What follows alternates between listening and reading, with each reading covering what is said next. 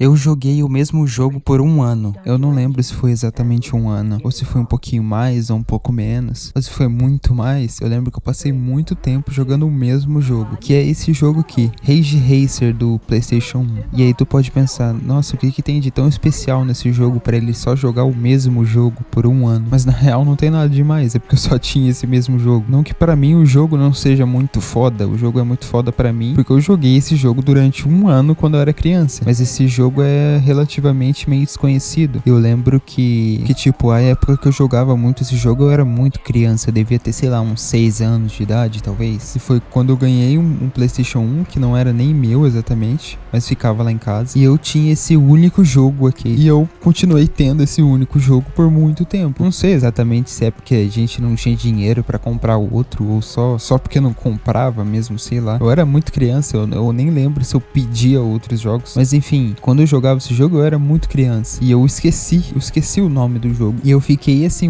um bom tempo, uns bons anos aí que eu lembrava desse jogo e eu não sabia que jogo era, não sabia o nome do jogo. E eu tentava procurar e eu ficava pesquisando por jogo de carro do PlayStation 1 e vendo todos os jogos de carro do PlayStation 1. E demorou bastante tempo pra eu achar esse jogo. Porque, como eu disse, não é um jogo muito conhecido, assim. Então, assim, dos jogos de corrida de PlayStation 1, tem vários, assim, que estão acima dele. Só que era esse jogo que eu tinha. Não sei exatamente da onde veio esse jogo. Eu acho que já veio com videogame, talvez. E mesmo eu tendo jogado esse jogo por um ano, só esse jogo, nem tem muito o que falar dele, porque esse jogo era difícil pra caralho. E eu lembro que foi só no final, assim, desse um ano que eu tinha esse mesmo jogo, que eu consegui passar da primeira pista do jogo. Cara, eu tinha 6 anos de idade. Mas não só isso, o jogo realmente é difícil. Eu lembro que ele era difícil, porque meu pai jogava comigo às vezes e, tipo, meu pai também não conseguia passar. Era realmente difícil. E é engraçado o fato de que eu só podia jogar um jogo, e eu jogava o mesmo jogo todo dia, e eu gostava muito do jogo, eu não enjoava do jogo. Eu lembro que, tipo, eu sempre jogava à noite, eu sempre ficava esperando até a noite pra jogar o jogo. Cara, era a mesma coisa, eu jogava a mesma coisa, mas eu achava muito foda. E hoje em dia eu posso literalmente jogar qualquer jogo do mundo. A gente pode jogar qualquer jogo do mundo, porque a gente pode baixar qualquer jogo do mundo, né? A pirataria tá aí, tu não precisa nem pagar. Mas mesmo assim, a gente não joga, né? A gente fica indeciso sobre o que jogar e no fim acaba não jogando nada. Eu não sei vocês, mas quando eu era criança e eu jogava, como eu não entendia muito bem como funcionava um jogo, eu não conseguia entender que o jogo tinha um limite, no sentido de que foi algo programado por alguém, sabe? Tipo, tudo que tá acontecendo no jogo era pra acontecer porque alguém programou exatamente pra ser desse jeito. É óbvio que uma criança não tem essa noção, né? Mas isso que fazia de ser tão foda. Porque toda vez que eu iniciava uma corrida nesse jogo, na minha cabeça ela seria diferente. Tipo, na minha cabeça ia ter um carro completamente diferente ali correndo com a gente, entendeu? Ou sei lá, ia acontecer algo diferente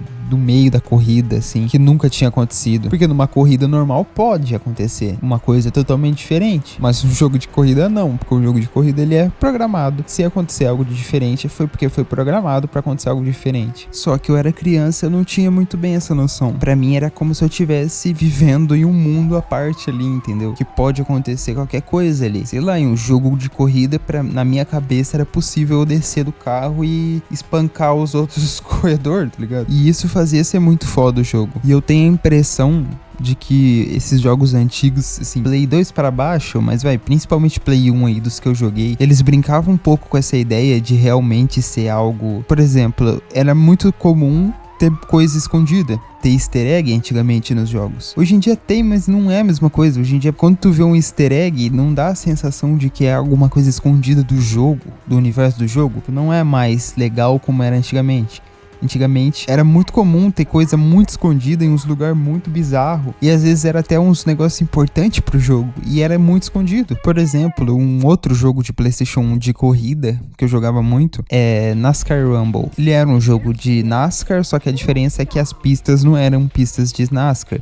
Tu corria assim, no meio da rua, tu corria em sítio, em uns lugares bem diferentes. E esse jogo tinha muito atalho e tinha muito caminho no meio das pistas que não levava pra lugar nenhum, era só um caminho totalmente aleatório, assim. E geralmente nesses caminhos, em uns pontos muito escondidos, assim, e que não faz sentido muito bem você correr pra lá no meio da corrida, tinha umas chaves que desbloqueavam alguns carros. E isso era foda demais, porque eu não fazia ideia de onde tinha essas chaves. Ao mesmo tempo que eu tinha que postar a corrida, eu queria muito achar essas chaves. E não sei, dava uma sensação assim de que eu tava quebrando o jogo. Cara, eu tô achando aqui uma chave em um lugar nada a ver e isso vai desbloquear um carro. Tipo, não parecia que não era algo tão explícito quanto é hoje nos jogos. Porque hoje em dia, tu sabe o que tu tem que fazer pra desbloquear o carro. Desde o começo, tudo te deixa muito explícito o que tu tem que fazer no jogo pra desbloquear o carro. Antigamente, tu nem sequer sabia que tinha carro pra desbloquear. Tu só tava jogando teu jogo e do nada tu achava uma chave brilhante voando no meio do mapa do jogo e tu, sendo uma criança, tu vai que nem um louco naquela porra. E isso passava esse sentimento de que tá acontecendo algo no jogo de que não era pra acontecer. Que só fortalecia isso que eu achava quando era criança, que o jogo era ilimitado, podia acontecer de qualquer coisa. Tinha um jogo de luta, eu não lembro que jogo que é,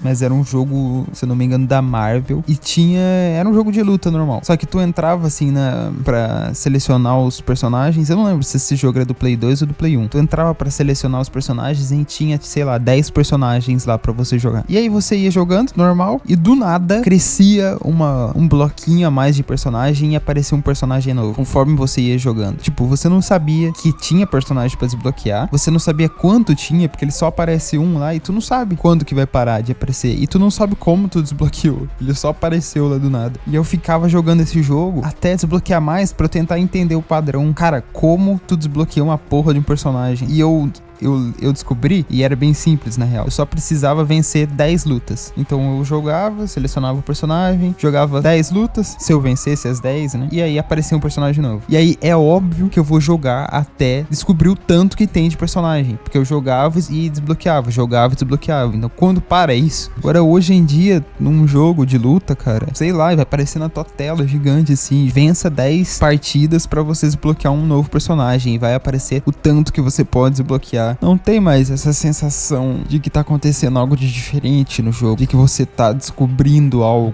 entendeu? E talvez isso seja porque a gente tá muito mais consciente em relação à tecnologia, em relação a como é feito um jogo hoje em dia. Porque eu acho que antigamente, por mais de que eu pensava assim, eu era criança, é claro que um adulto não pensava igual, mas um adulto não tinha tanta noção, assim, também de como era feito um jogo. Ainda era algo, caralho, que porra é essa? Então eu acho que essa surpresa de aparecer um personagem novo, de aparecer uma chave no meio da corrida, também era muito foda pra quem era mais velho. Tu tá me entendendo? Esse tipo de easter egg, por exemplo, não tem mais. O easter egg que é hoje em dia, ele passa a ideia de que o programador tava fazendo uma graça e deixou algo lá. Não tem essa mesma emoção. E, por exemplo, voltando a falar sobre Ridge Racer, como eu disse, eu fiquei um ano jogando esse jogo e eu demorei muito pra passar da primeira corrida. E, tipo, tinha várias outras. Isso era um negócio que me motivava a jogar, porque eu sabia que ia ter muito mais coisa. Eu sabia que ia ter coisa diferente pra jogar, coisa que eu nunca vi. E eu não chegava nessas coisas porque o jogo era difícil. E hoje em dia a gente não tem mais isso, porque os jogos são muito mais fáceis.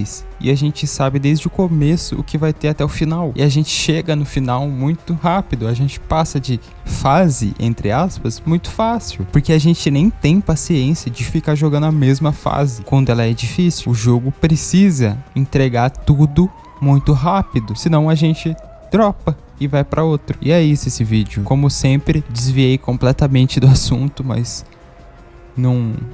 Foda-se. Falou.